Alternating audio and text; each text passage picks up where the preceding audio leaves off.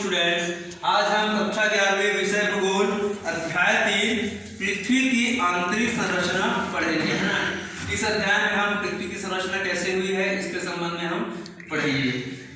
तो पृथ्वी, जिसे हम विश्व कहते हैं, है ना, द वर्ल्ड भी कहते हैं, तो पृथ्वी क्या है? सूर्य का तीसरा ग्रह है। यह सौरमंडल में व्यास, द्रव्यमान और घनत्व की दृष्टि में सबसे बड़ा, है ना, जो पृथ्वी है वो सबसे बड़ा पार्थिव ग्रह है। इस ग्रह को पृथ्वी, भूमि, संसार और टेरा के नाम से जाना जाता है। तो रेडियोमेट्रिक समयांकन की विधि द्वारा खोजे गए वैज्ञानिक प्रमाण संकेत देते हैं कि पृथ्वी की आयु 4.5 अरब वर्ष, है ना, माना गया है। पृथ्वी न केवल मानव का अपितु अन्य लाखों प्रजातियों का भी घर है ना। पृथ्वी है वो सिर्फ मनुष्य के नहीं बल्कि अन्य लाखों प्रजातियों का घर है। और साथ ही ब्रह्मांड में एकमात्र वह स्थान है जहां जीवन का अस्तित्व पाया जाता है। ठीक है, वो स्थान कौन सा है? पृथ्वी है। तो इसकी सतह पर जीवन का प्रस्फुटन लगभग जीवन का, है ना, मतलब प्रारंभ लगभग 1 अरब वर्ष पहले प्रकट हुआ।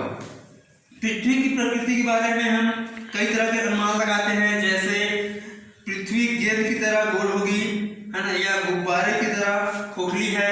इस तरह के अनुमान हम लगाते हैं, है ना। हम अक्सर ये भी रेडियो में सुनते हैं और टेलीविजन में देखते हैं कि कहीं धरती 2 भागों में फट गई, मानव निवास ध्वस्त हो गया, है ना, मतलब भूकंप के कारण।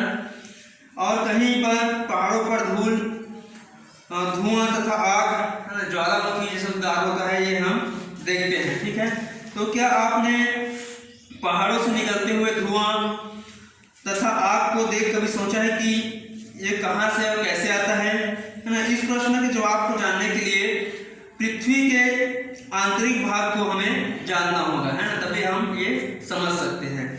तो पृथ्वी के आंतरिक भाग को जानने के लिए हमें अप्रत्यक्ष जो है प्रमाणों की आवश्यकता पड़ेगी, क्योंकि पृथ्वी के आंतरिक भाग के संदर्भ में हमारा जो ज्ञान है वो बहुत सीमित है, मतलब कम है। तो पृथ्वी के आंतरिक भाग, है ना, प्रक्रियाएं होती हैं, वे लगातार धरातल, है ना, भूदृश्य को आकार वो देती रहती है। तो पृथ्वी के ऊपरी भाग में जो परिवर्तन होते हैं मुख्यतः भूगर्भ में होने वाली प्रक्रियाओं का वो परिणाम है। तो पृथ्वी के आंतरिक भाग,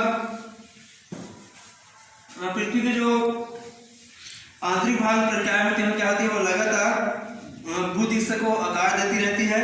तो बहिर्जात व अंतर्जात प्रक्रियाओं के द्वारा, है ना, मतलब बहिर्जात और आंतरिक जो शक्तियों हैं इसके द्वारा जो इसका प्रभाव है इसको हम अनदेखा नहीं कर सकते हैं, क्योंकि किसी भी प्रदेश की जो भू आकृति है ना, स्वरूप है, उसको समझने के लिए भूगर्भीय क्रियाओं के प्रभाव को जानना आवश्यक है। तो मानव के सभी क्रियाकलाप उसके स्थानीय धरातल स्वरूप, है ना, मतलब भू आकृति से प्रभावित होता है। इसलिए हमें भूदृश्य के विकास को प्रभावित करने वाले उन सभी कारकों के विषय में हमें जानना होगा। तो पृथ्वी के ऊपरी भाग पर होने वाले समस्त क्रियाकलापों पर वायुमंडल तथा पृथ्वी की आंतरिक संरचना का स्पष्ट प्रभाव पड़ता है। पृथ्वी की उत्पत्ति जितनी रहस्यमय है उतनी ही रहस्यमय पृथ्वी की जो आंतरिक संरचना है उसको जानना है। पृथ्वी महाभाग धरातल भूपर्वतीय, है ना, से केंद्र क्रोड़ तक पाई जाती है, मतलब इन परतों में विभाजित है। इन परतों के संबंध में जानकारी प्राप्त वैज्ञानिकों ने अथक प्रयास कर प्रत्यक्ष प्रमाणों के माध्यम से पृथ्वी के आंतरिक स्वरूप को समझने और समझाने का प्रयास किया है। पृथ्वी के आंतरिक स्वरूप को समझने का प्रयास वर्तमान में भी जारी है, अभी भी इसका चल रहा है पृथ्वी को समझने का प्रयास। प्रस्तुत अध्याय में हम इसी विषय पर अध्ययन करेंगे। अब हम आगे पढ़ेंगे भूगर्भ की जानकारी के साधन। तो पृथ्वी की आंतरिक संरचना के विषय में हमारी अधिकतर जानकारी अनुमानों पर ही आधारित है। तो इस जानकारी के कुछ भाग प्रत्यक्ष प्रेक्षण और पदार्थ के विश्लेषण पर भी आधारित है।